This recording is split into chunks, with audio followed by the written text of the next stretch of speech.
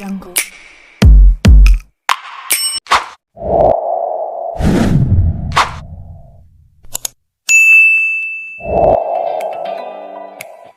Assalamualaikum warahmatullahi wabarakatuh. Halo teman-teman, perkenalkan nama saya Nur Fajrianti Rama dari kelas akuntansi 20B. Di video kali ini, saya akan membahas tentang audit terhadap siklus biaya atau pengeluaran, pengujian substantif terhadap saldo utang usaha. Video ini dibuat untuk memenuhi salah satu tugas mata kuliah pemeriksaan akuntansi 2. Simak baik-baik ya. Adapun submateri yang akan kita bahas kali ini yaitu pertama, pengertian utang usaha, kedua, tujuan pengujian substantif hutang usaha, ketiga, perancangan pengujian substantif terhadap hutang. Apa itu audit siklus biaya atau pengeluaran? Audit siklus pengeluaran adalah siklus tentang transaksi pengadaan barang dan jasa untuk kegiatan operasional, misalnya pembelian persediaan, pelunasan hutang, biaya administrasi dan umum, biaya pemasaran, dan seterusnya. Siklus pengeluaran merupakan tindakan yang harus dilakukan oleh perusahaan atas aktivitas-aktivitas yang berkaitan dengan akuisisi dan pembiayaan beban usaha. Pengeluaran yang terjadi di perusahaan atau pribadi merupakan salah satu aspek yang perlu dilakukan audit atau pemeriksaan. Tujuan utama dari audit siklus pengeluaran adalah untuk memverifikasi pengeluaran yang telah terjadi di dalam perusahaan dalam jangka waktu tertentu. Pemahaman atas audit siklus pengeluaran sangat penting memicu ekonomi suatu perusahaan, baik manufaktur, perdagangan besar, dan pengecer. Audit siklus pengeluaran menjadi inti bagi banyak perusahaan karena bisa mencerminkan jumlah serta volume transaksi dalam siklus ini ketika resiko terjadinya salah saji material sedang tinggi. Pengertian hutang. Dalam dunia akuntansi, hutang artinya hal ekonomis yang dikorbankan untuk kebaikan kita di masa depan yang berbentuk penyerahan aktiva dan jasa serta sudah ada kesepakatan dengan dua belah pihak di masa lalu.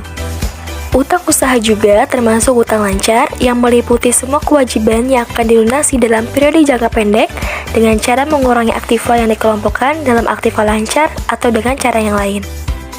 Jenis-jenis hutang lancar.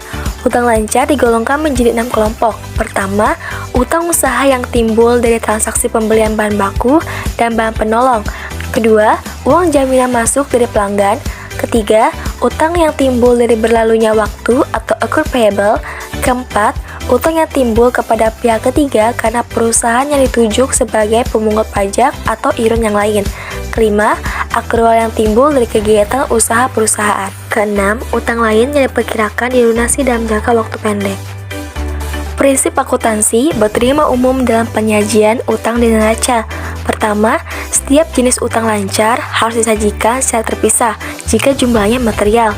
Kedua, utang kepada perusahaan afiliasi dan karyawan perusahaan harus dipisahkan dari utang kepada pihak ketiga yang independen.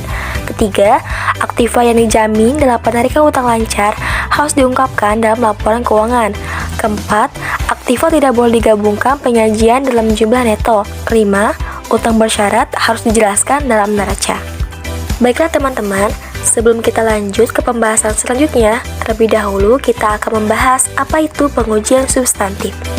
Pengujian substantif adalah prosedur-prosedur pengauditan yang didesain atau dibuat oleh audit untuk menguji atau mendeteksi kesalahan salah saji material dalam nilai rupiah yang mempengaruhi langsung kebenaran dan saldo-saldo dalam laporan keuangan.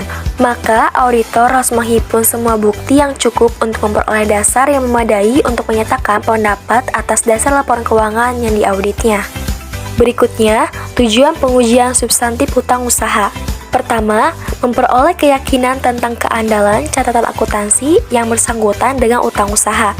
Jadi, sebelum auditor melakukan pengujian mengenai kewajaran saldo utang usaha yang dicantumkan di dalam neraca, ia harus memperoleh keyakinan mengenai ketelitian dan keandalan catatan yang mendukung informasi utang usaha yang disajikan dalam neraca.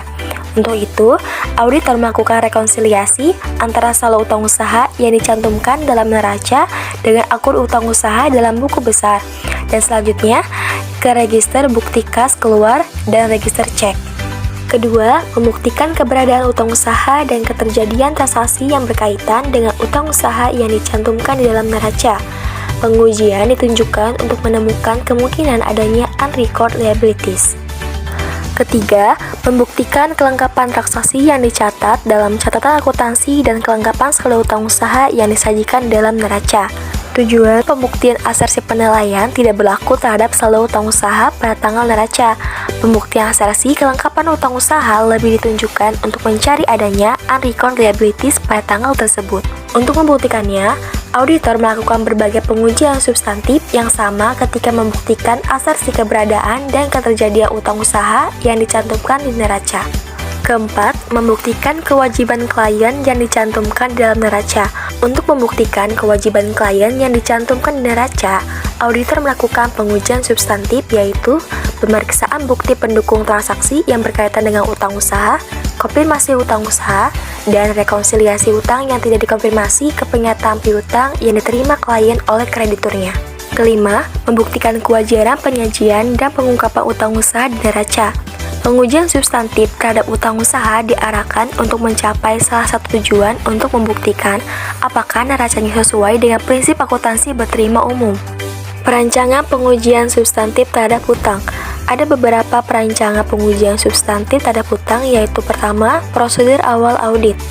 Jadi, sebelum melakukan apakah saldo utang usaha yang dicantumkan oleh klien di neraca sesuai dengan utang usaha yang benar-benar ada pada tanggal neraca, auditor melakukan 6 prosedur audit, yaitu pertama, usut saldo utang yang dicantumkan di dalam neraca ke saldo akun utang usaha yang bersangkutan dalam buku besar.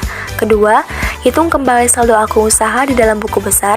Ketiga, lakukan review terhadap mutasi luar biasa dalam jumlah dan sumber posting dalam akun utang usaha. Keempat, usut saldo awal akun utang usaha ke kertas kerja tahun yang lalu. Kelima, usut posting penerbitan akun utang usaha ke dalam jurnal yang bersangkutan. Keenam, lakukan rekonsiliasi akun kontrol utang usaha dalam buku besar ke buku pembantu utang usaha. Selanjutnya, prosedur analitik. Ada 3 prosedur analitik yang dilakukan oleh auditor, yaitu pertama, melakukan perhitungan berbagai rasio. Kedua, melakukan analisis hasil prosedur analitik dengan harapan yang didasarkan pada data masa lalu, data industri, jumlah yang dianggarkan, atau data lain. Ketiga, auditor membandingkan akun biaya dengan akun biaya yang sama 1 tahun yang lalu atau biaya yang dianggarkan untuk mendapatkan indikasi kemungkinan adanya understatement utang lancar. Selanjutnya, pengujian terhadap transaksi rinci, yaitu pertama, periksa sampel transaksi utang usaha yang tercatat ke dokumen mendukung timbulnya utang usaha. Kedua, lakukan verifikasi pisah batas atau cut-off transaksi pembelian. Ketiga, lakukan verifikasi pisah batas atau cut-off transaksi pengeluaran kas. Keempat, lakukan pencarian utang yang belum dicatat. Terakhir, verifikasi penyajian dan pengungkapan, yaitu pertama, periksa klasifikasi utang usaha di neraca. Kedua, periksa pengungkapan yang bersangkutan dengan utang non-usaha. Ketiga, periksa pengungkapan yang bersangkutan dengan utang usaha. Keempat, mintalah informasi dari klien untuk menemukan komitmen yang belum diungkapkan dan utang bersyarat, dan periksa penjelasan yang bersangkutan dengan utang usaha tersebut. Baiklah teman-teman, itulah tadi penjelasan mengenai audit terhadap siklus biaya, pengujian substansi terhadap utang usaha. Jangan lupa like, comment, share, and subscribe. Thank you, and see you next time.